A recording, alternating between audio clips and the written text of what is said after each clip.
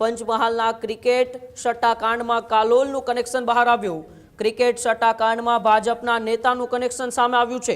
ગોધરામાં વર્ષ 2024 દરમિયાન થયેલી વિજિલન્સ રેડમાં મોટો ખુલાસો થયો છે। ક્રિકેટ સટ્ટા બેટિંગ કેસમાં કાલોલના તુષાર દિનેશ શાહનું નામ છે તે હાલ સામે આવ્યું છે।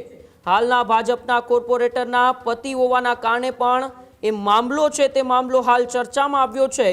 ગોધરામાં રેડ દરમિયાન જિલ્લામાંથી અનેક લોકોના નામ ખુલ્યા હતા। ક્રિકેટ સટ્ટા બેટિંગના નેટવર્કથી એ ક્યાંક ને ક્યાંક કડીઓ સામે આવવાની શક્યતાઓ પણ હાલ છે। તુષાર શાહની સંડોવણી સામે આવતા તેમને વોન્ટેડ પણ જાહેર કરાયા હતા। એસઓજી પોલીસને બાતમી મળતા કાર્યવાહી હાથ ધરાઈ છે। પોલીસે તુષાર શાહની ધરપકડ કરીને કાયદેસરની કાર્યવાહી પણ હાલ હાથ ધરી છે। સટ્ટા રેકેટમાં અન્ય કોણ સામેલ છે તેની તપાસ છે તે તેજ કરી દેવામાં આવી છે।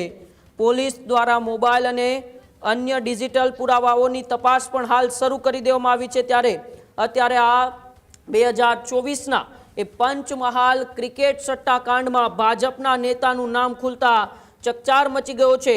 હજુ સુધી તમે અમારી ચેનલને સબસ્ક્રાઇબ નથી કરી તો અત્યારે જ ન્યૂઝરૂમ ગુજરાતને સબસ્ક્રાઇબ કરો, ફેસબુક અને ઇન્સ્ટાગ્રામ પર ફોલો કરો।